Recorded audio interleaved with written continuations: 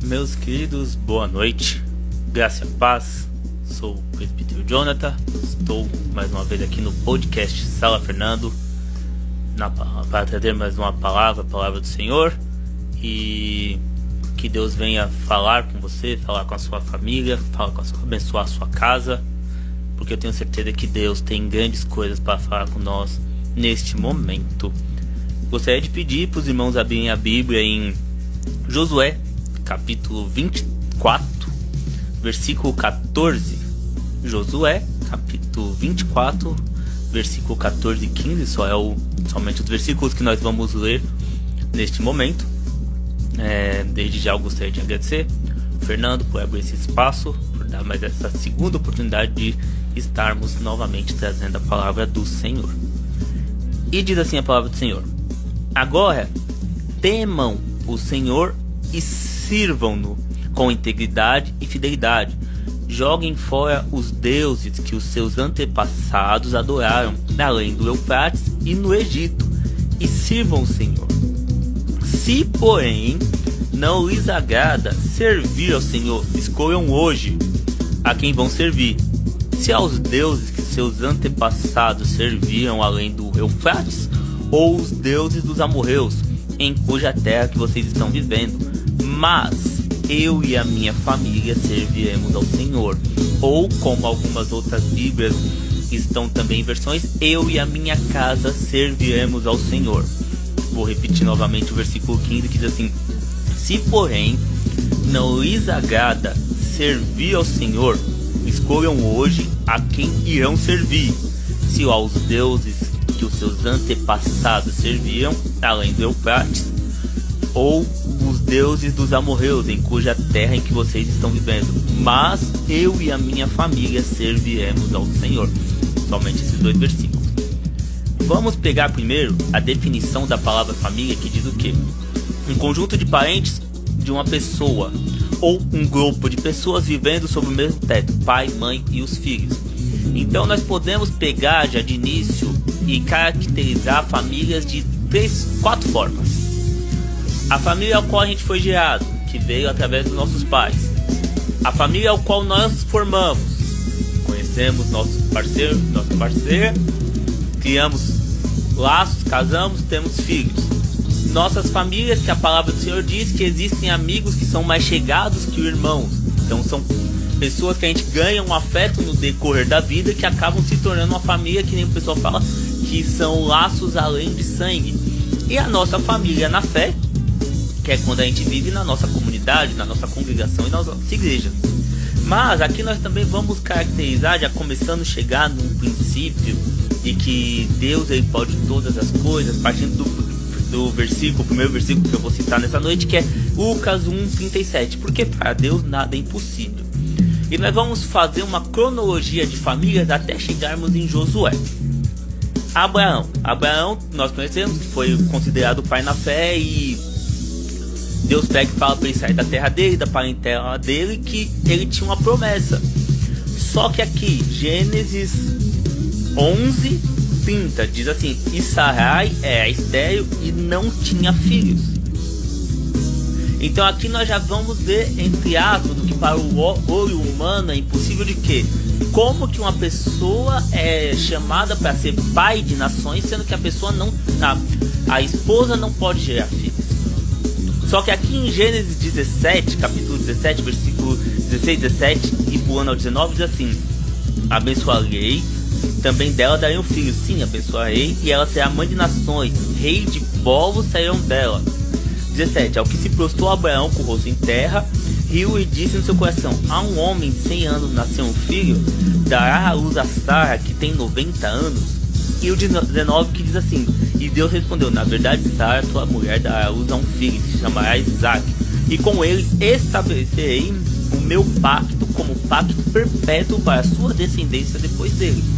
Então, mesmo conforme foi feita uma promessa, a Sara ainda tentou antecipar o processo, pedindo para que ele tivesse relações com a concubina onde nasceu Israel. Mas Deus falou assim: não, a Sara, sua mulher, terá um filho, e num tempo determinado ela dará a luz a um filho e chamará-se Isaac.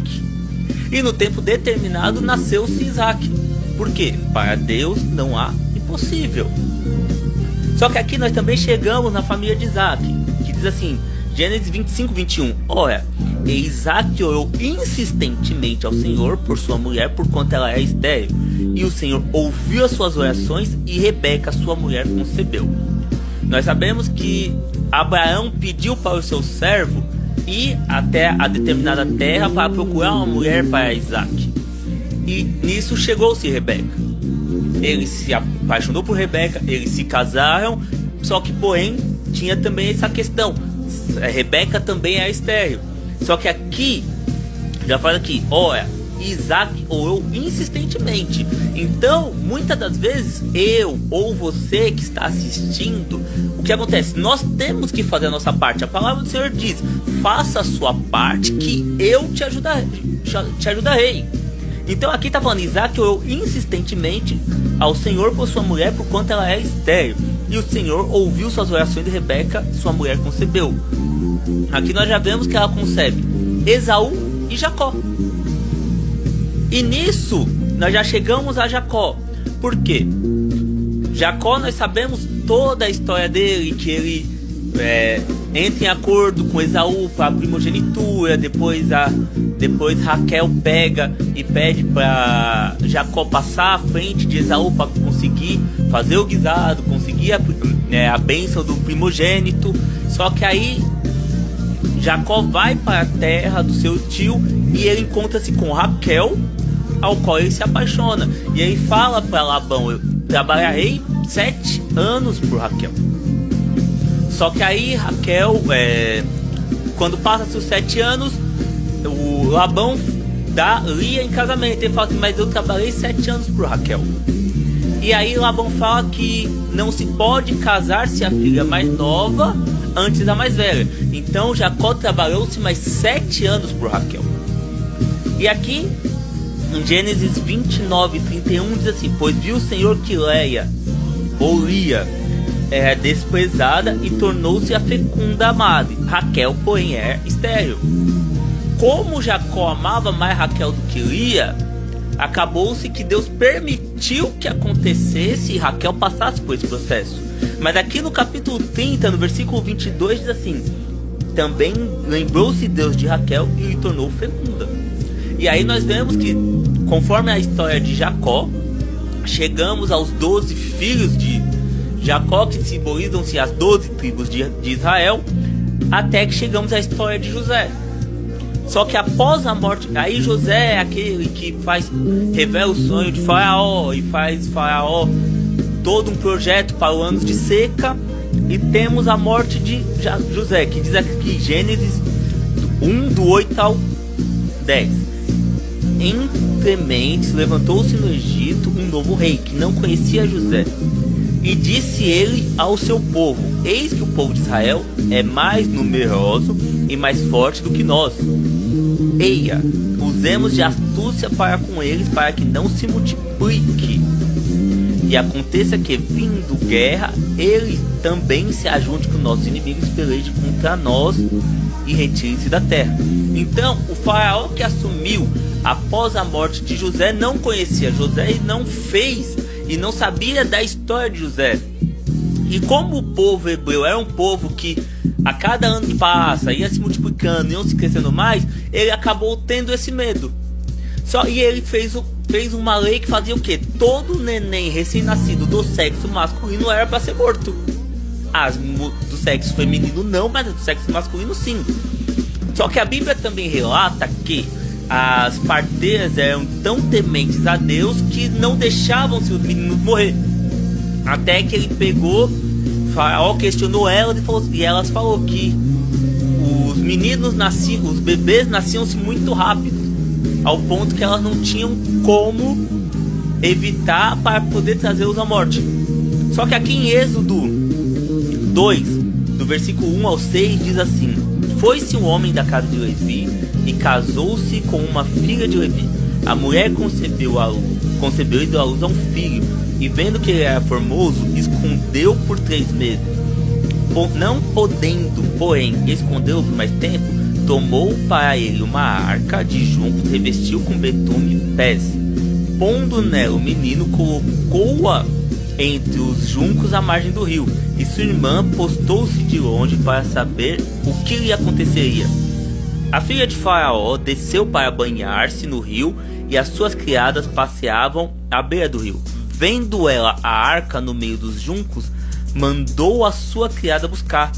E abrindo, viu a criança, e eis que o menino chorava. Então ela teve compaixão, disse, e esse é um dos filhos dos hebreus. Então nós entendemos que Faraó quis matar os meninos, e por uma intervenção divina, e eu imagino isso, porque a Bíblia nos permite também trazer essas imaginações, falando assim: você quer destruir aquilo que eu fiz, o que eu prometi, então tá, o homem que eu vou escolher para libertar o meu povo vai ser criado na sua casa.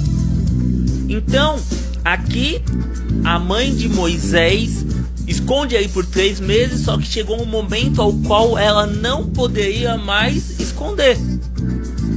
E aí ela colocou, como nós já conhecemos a história, num cesto, e Miriam foi acompanhando ao ponto que ao adotar, ela ainda chega e fala assim: se você quiser eu consigo uma mulher para dar de beber, uma ama de mama para alimentar o bebê e criá-lo até ele desmamar. Então Deus providenciou que ele fosse criado no melhor local, que seria o Egito, aonde tudo era o mais avançado, tudo era o mais próspero. Por quê? Porque Deus, ele age de uma forma ao qual nós não entendemos no momento. E colocou-se Moisés na melhor academia, na melhor faculdade, tudo do bom e do melhor. Por quê? Porque aquilo que o inimigo pensa em travar na sua vida, Deus vai te trazer em dobro. Se Deus te prometeu, não vai ter barreiras, não vai ter muralhas, não vai ter exército de Satanás, não vai ter demônios, não vai ter legião, não vai haver nada que vai impedir o agir de Deus na sua vida. A palavra do Senhor diz: uns confiam em carros, outros confiam em cavalos, mas nós confiamos no Senhor dos Exércitos. Por quê? É um Deus que pode todas as coisas. É um Deus que pode se fazer infinitamente mais. E aqui Moisés cresce com todo o ensinamento do Egito, com tudo que no Egito, só que ele também descobre que ele não é do Egito. O que acontece é que nós somos escolhidos para sermos servos de Deus. Pode vir qualquer convite do mundo, só que nós fomos separados para algo maior. Nós fomos chamados para servir e para fazer o que o nosso Deus quer. Então acontece que ele vê os soldados egípcios batendo, agredindo um hebreu, chega, acaba matando um soldado egípcio e foge, até onde ele tem um encontro com Deus, que ele encontra a sarça ardente, e Deus fala: tire a sandália dos seus pés, que o lugar onde você pisa é santo. E Deus fala que ele vai ser o libertador do Egito. E nisso Deus chega com as pragas, chega com os recados, chega com tudo que tem que acontecer. Só que nesse momento chega-se um rapaz chamado Oséias, que mais pra frente o nome dele se torna-se Josué. E vamos falar que Josué, ele já veio de uma geração de escravos. Então podemos imaginar que a profissão do hebreu naquela época era fazer tijolos. Então o avô de Josué fazia tijolos, o pai de Josué fazia tijolos. Então podemos imaginar que por consequência dessas gerações, ele também começou a exercer essa função. Só que aí nós podemos ver o quê? Que ele viu tudo que estava acontecendo e falou assim, ó, existe um homem que eu posso me espelhar. E hoje em dia na nossa vida não é diferente, porque existem homens, existem mulheres de Deus ao qual Deus vai nos colocar para nós podermos aprender. Porque nós estamos sendo a geração do agora. Mas mais pra frente vai vir uma próxima geração ao qual nós vamos ser a referência deles. E foi o que aconteceu com Moisés para Josué. Então aonde Moisés ia, Josué ia junto. Moisés ia pro monte, Josué estava no pé do monte aguardando. Josué teve a passagem do Mar Vermelho. Josué estava perto de Moisés para poder fazer a travessia. O povo de Israel ia entrar em guerra. Quem estava à frente? Josué, enquanto Moisés estava intercedendo pelo povo. Então houve-se toda essa referência e esse aprendizado, até que chegou o momento ao qual Deus fala para Moisés que ele não vai poder conhecer a terra prometida, ao fato de Moisés ter pegado e ferido a rocha. E nesse meio tempo nós podemos entender muito nessa questão do versículo 15 que fala: porém eu e minha casa serviremos ao Senhor. Por quê? Porque eles passaram 40 anos no deserto, mesmo tendo nuvem de glória durante a noite, coluna de fogo durante o dia. Qualquer tropeço que acontecia, o povo de Israel reclamava: ah, mas por que Moisés nos tirou do Egito, onde nós tínhamos nossos pepinos, tínhamos nossos cebolas? Só que Deus sempre chegava com a providência, e acontecia sempre isso. E muitas das vezes no nosso meio acontece a mesma coisa. Pô, Senhor, mas por que está acontecendo isso comigo? Mas o tanto de milagres e o tanto de coisas que o Senhor já fez na nossa vida, na nossa casa, na nossa família, já chegando ao ponto de falar o quê? Eu acordei, e o fato de você já ter levantado já é um grande livramento do Senhor na sua vida, já é um milagre que o Senhor está fazendo para você. Só que nesse tempo onde Moisés é proibido de avançar, e chega o momento que Moisés morre, Deus chama Josué no capítulo 1 de Josué, no versículo 9, que é um versículo muito conhecido, que ele fala assim. Vou pegar a partir do versículo 5, vou pegar do versículo 2 em diante. Diz assim, Josué 1:2: meu servo Moisés está morto. Agora, pois, você e todo o povo se preparem para atravessar o Rio Jordão e entrar na terra que eu estou para dar aos israelitas, como prometi a Moisés. Todo lugar onde puserem seus pés eu darei a vocês, e seu território se estenderá do deserto do Líbano e do grande rio Eufrates, da terra dos hititas e do Mar Grande no oeste. Ninguém conseguirá resistir a vocês nos dias da sua vida. Assim como estive com Moisés, estarei com você. Nunca o deixarei, nunca o abandonarei. Seja forte e corajoso, porque você conduzirá este povo a herdar a terra que prometi sob juramento dos seus antepassados. Somente seja forte e muito corajoso. Tenha cuidado de obedecer toda a lei que meu servo Moisés ordenou. Não se desvie nela, nem para a direita e nem para a esquerda, para que você seja bem sucedido por onde quer que andar. Não deixe de falar as palavras deste livro da lei e meditar neles de dia e de noite, para que você cumpra fielmente tudo aquilo que está escrito. Só então os seus caminhos prosperarão e você será bem sucedido. Então nós entendemos que aqui Deus já puxou Josué para dar sequência ao que Moisés fez. Então a geração, o ciclo de Moisés se encerrou e deu-se início à trajetória de Josué como a pessoa responsável a levar o povo à terra prometida. E nisso acontece todas as questões, e só que o povo continua murmurando por certas situações, o povo continua reclamando, só que aí Deus chega com a providência e eles falam: vamos adorar a Deus, e ficam nessa oscilação. E quando a gente trata de servir, nós temos que entender que o servir não é muitas das vezes só irmos para a igreja, chegarmos, sentarmos, cultuarmos e ir embora. Não, nós temos que estar prontos a recebermos as famílias que vão ter um encontro com Deus. Nós temos que estar aptos a chegar e falar assim: ó, Você está passando por isso hoje, só que eu passei por algo semelhante com a minha família e nós vencemos. Seja uma crise financeira, seja uma questão de saúde, ou até mesmo esfriamento espiritual, ou como hoje está sendo muito falado e tem acontecido muito, a questões das doenças emocionais e psicológicas e psicossomáticas, depressão, ansiedade, síndrome do pânico. São coisas sérias que muitas das vezes pessoas não entendem e querem levar para um contexto onde muitas das vezes uma experiência que uma família que foi curada pode ajudar a curar outra família. E é isso que entende o servir. Porque o próprio Jesus fala, você quer ser o primeiro, seja o último.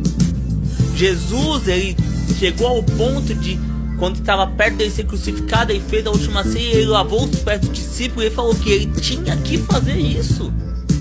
Jesus o tempo todo, ele mostrou ser servo. Ele mostrou ser servo para a mulher do fluxo de sangue, ao qual levou a cura. Ao homem que estava há 38 anos no tanque de Betesda. A filha de Jairo, ao qual ele foi na casa de Jairo para ressuscitá-la. A palavra que ele lançou para o servo de Cafarnaum, que ele ia para casa, só que o Cafarnaum falou assim, não, eu sei como é mandar, mas eu entendo que se você ordenar uma palavra, meu servo pode ser curado. E assim aconteceu. E na nossa vida não é diferente.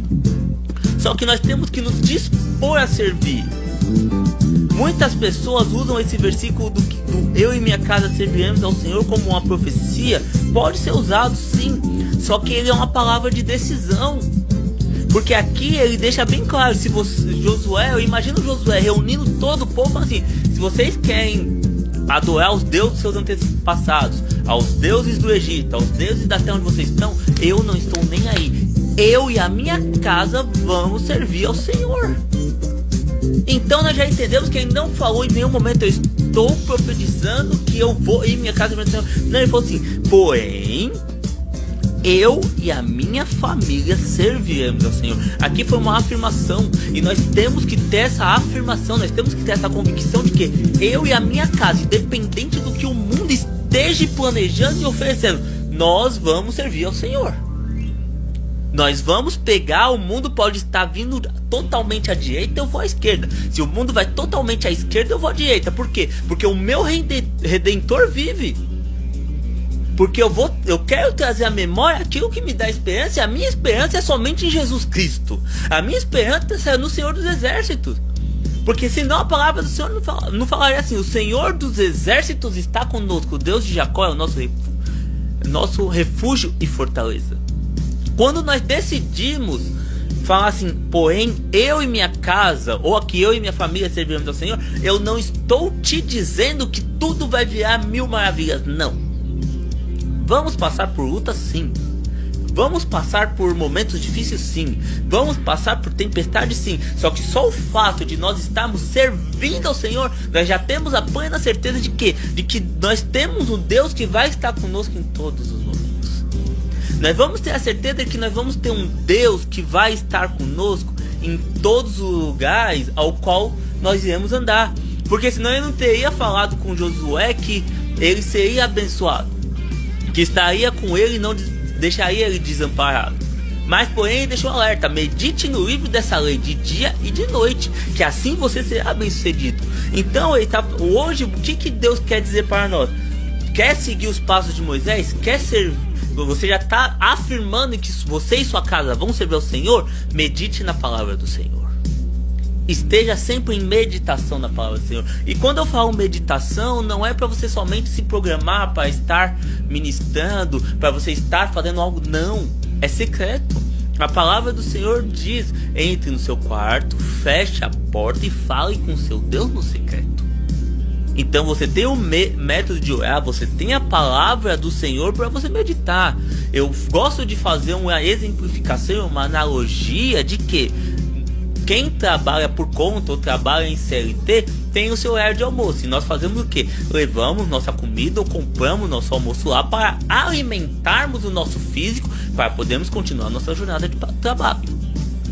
A palavra do Senhor é a mesma coisa.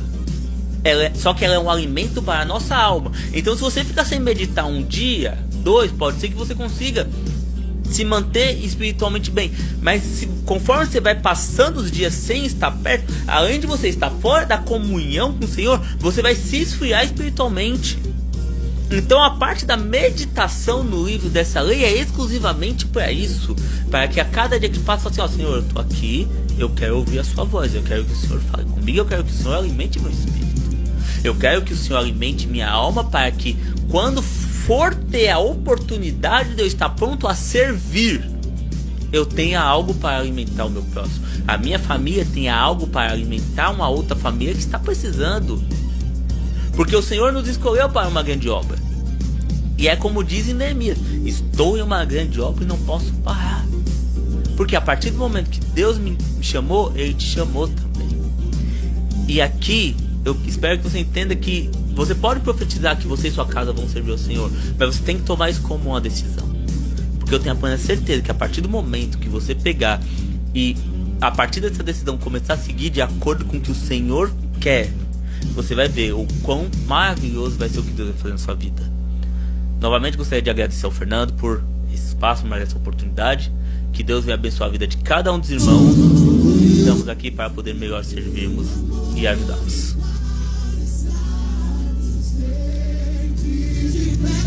Oh,